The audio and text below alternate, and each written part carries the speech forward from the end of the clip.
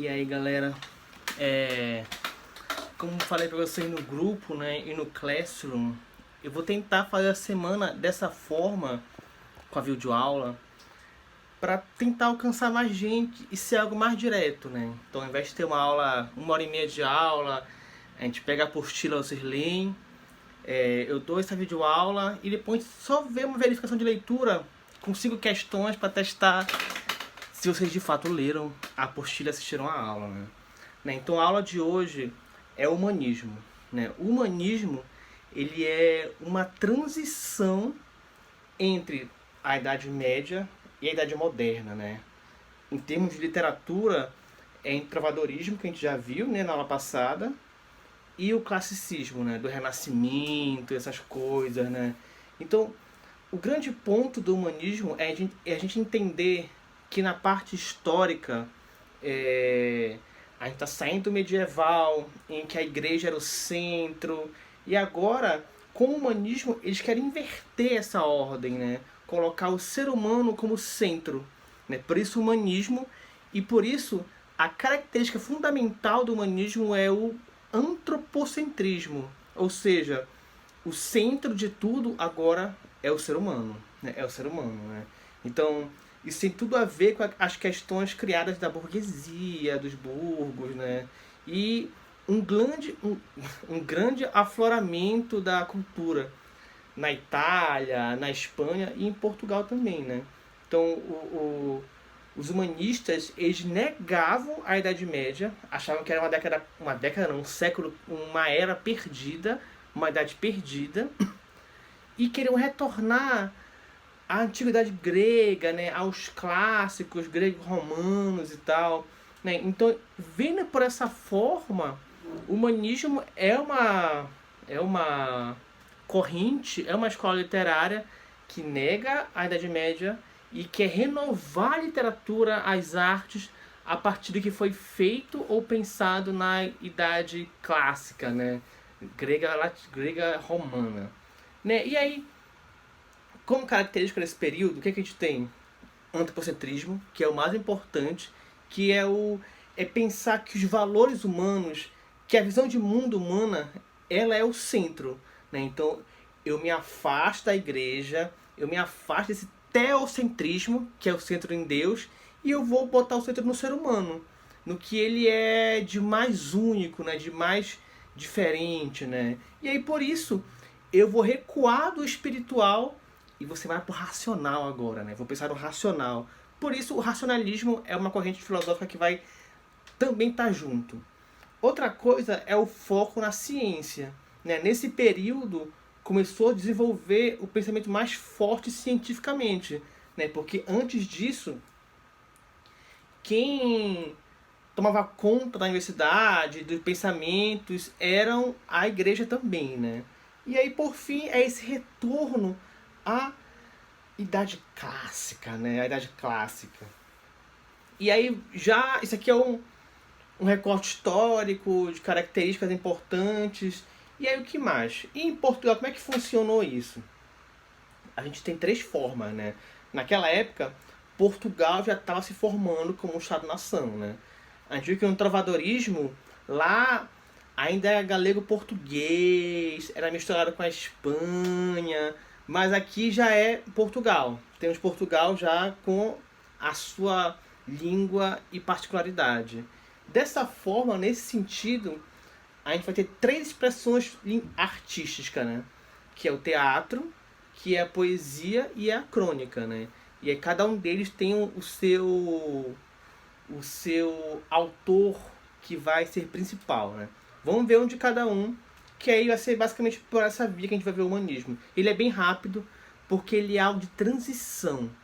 Ele é importante para a gente entender como é que o trovadorismo foi se acabando para desembocar no classicismo, né? O classicismo, ele vai ser uma fase que a gente vai ver depois que vai ter uma importância muito maior. Não é à toa que o nome principal, que é o Camões, ele é considerado o autor principal de Portugal, né? Ele é o fundador, sabe? Então, percebam o quanto que aqui é só uma passagem, mas também importante, né? Vamos ver aqui, então, esses três autores, essas três gêneros literários. Então, o primeiro é o teatro, que tem como principal figura o Gil Vicente, né? O Gil Vicente, ele era um dramaturgo que ele fazia as peças dele com tom moralista, ou seja, criticar, né, os vacilões, criticar a galera doida, né, falar mal dos outros, ao mesmo tempo que queria enaltecer, né, as virtudes, quem fazia o bem e tal, né. Então ele fazia tantos autos quanto farsas. O que é isso? Auto é qualquer peça de cunho religioso. Acho que todo mundo aqui já viu aquele filme Alto da Compadecida, né? Então, o Alto da Compadecida é uma peça de cunho religioso, né? Tanto que tem lá no filme cenas religiosas e tal, tem esse fundo lá, né? E a farsa são pequenas peças cômicas curtas, né? Então ele faz como se fosse uma comédia, né? Como se fosse uma comédia curta, né?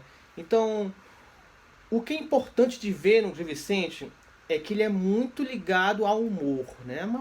Ele é um piadista, né? Ele é quase um fofoqueiro, né? Fala mal dos outros e conta piada, né? E o que é legal de ver na obra dele é a alegoria, porque ele vai representar tipos sociais. Quase não vai ter na sua obra personagens específicos. Então, esse aqui é o personagem Danilo, esse aqui é o personagem, sei lá, Patrício. Não. Ele vai pegar profissões, classes, e a partir daí vai criticar muito mais gente, né? Então, eu coloquei no apostila de vocês um audiobook do Velho da Horta, né? Que ele é bem curtinho, e o PDF. Que aí quem quiser ler, né? Quem quiser ler ou escutar, tá disponível aí, né? No caso, eu acho que essa é a peça mais legal dele, é engraçada, é uma farsa no caso. Para quem quiser uma sinopse, qual é a sinopse do Velho da Horta? Né? O Velho da Horta, ele é um velho, né, que tem uma horta, só que ele se apaixona por uma senhorinha, por uma mulher, uma novinha, né? E aí ela não tá afim dele. Mas ele insiste, né? E ela não tá afim dele. E aí, uma alcoviteira. O que é alcoviteira? Alcoviteira seria o que hoje em dia a gente chama a pessoa que faz os papos, né? Só que a alcoviteira era paga pra isso. Então ela engana o velho pra dizer que a menina tá afim dele e quer casar com ele. Então ele dá dinheiro pra caramba pra ela, pra essa alcoviteira, pra ela manter, pra ela fazer os papos lá e acertar o casamento. E no final, ele percebe que foi enganado mesmo, né? E aí a alcoviteira vai presa e tal, e o velho assim, fica desesperançoso, e a senhorinha lá casa, né? Então ele tá criticando, né, essa classe desses velhos que querem casar com pessoas mais novas e tal, né? Então tem toda essa situação. A sinopse ela é bem assim, meio louca, mas se vocês lendo ou escutando, vocês vão achar muito engraçado. Assim, eu acho engraçado, né? Pela forma como é feita. Mas você tem que ver lá. Eu acho bem legal. Vamos continuar então. No teatro de Vicente. E aí na crônica, a gente tem o Fernão Lopes, né, que ele é um cronista mor de Portugal, né? Ele andava com os reis e ele tinha que narrar histórias dos reis de Portugal, né, para poder documentar isso, já que é uma nação que está começando a existir de forma organizada, né? Então vamos ver aqui um trecho que é da crônica do rei Fernando, né? Ele dizia assim: o muito virtuoso rei de boa memória Dom João, cujo regimento e reinado se segue, houve com o nobre e poderoso rei João de Castela, pondo parte de seus bons feitos fora do louvor que merecia e evadindo alguns de guisa que não aconteceram, atrevendo-se a publicar isto em vida de tais que lhe foram companheiros bem enviadores de todo o contrário, né? Então ele meio que está dizendo que esse rei, né, se atreveu a publicar sua história, né, que é essa daí do Fernando, né? Então ele é importante por documentar essas histórias de rei, né? Tem aqui outro texto que vocês podem ler depois na apostila de vocês. E por fim, tem a poesia. Nessa poesia, a gente chama de poesia palaciana, porque ela é feita em palácios para a nobreza, né? Então vocês lembram que no trovadorismo tinham as cantigas de amor, cantigas de amigo, e que muitas delas eram as musicais para poder alcançar o povo, né? A galera cantar e dançar. Aqui já é diferente, né? A palaciana, ela é mais para nobreza e tal, né? É como se fosse a cantiga de amor gourmetizada, né? É mais por essa via, né? Então eles vão usar uma poesia mais dura, né? Mais poética e menos musical, né? E para isso eles vão usar mais a redondilha maior. O que é redondilha maior?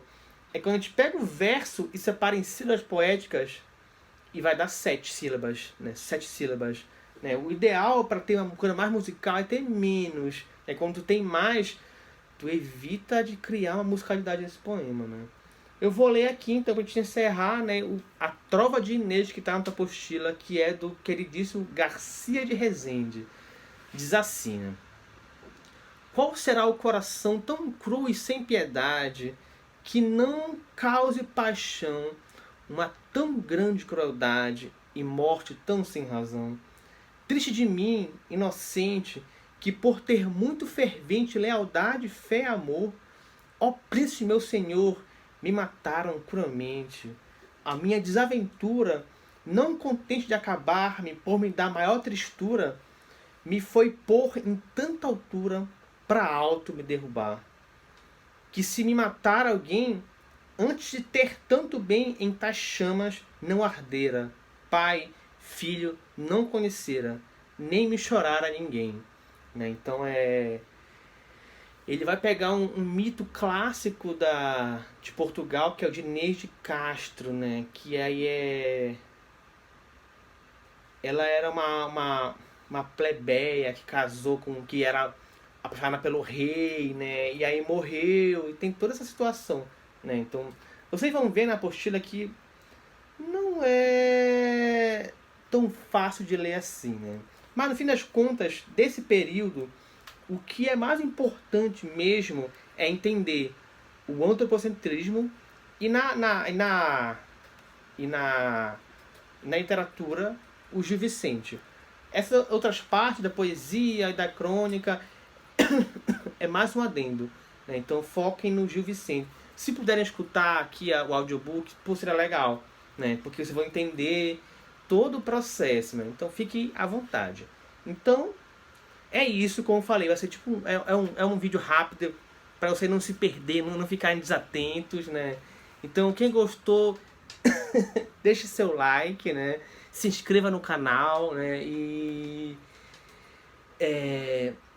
qualquer coisa, deixe seu comentário, deixe sua dúvida, né? Porque isso aqui é um teste, né? Quero ver se funciona com vocês. A gente fazer coisas mais diretas, ver se mais pessoas participam, no caso. Se não gostarem, tudo bem, a gente volta para a aula online mesmo, na terça-feira, 8 horas, né? Mas se gostarem assim, a gente pode manter dessa forma. Apostila, videoaula e depois um Google Formulário só para ter uma frequência. A questão é super simples, só para ter uma frequência mesmo. Certo, galera? Então é isso. Compartilhe para geral, deixe seu like. Tchau.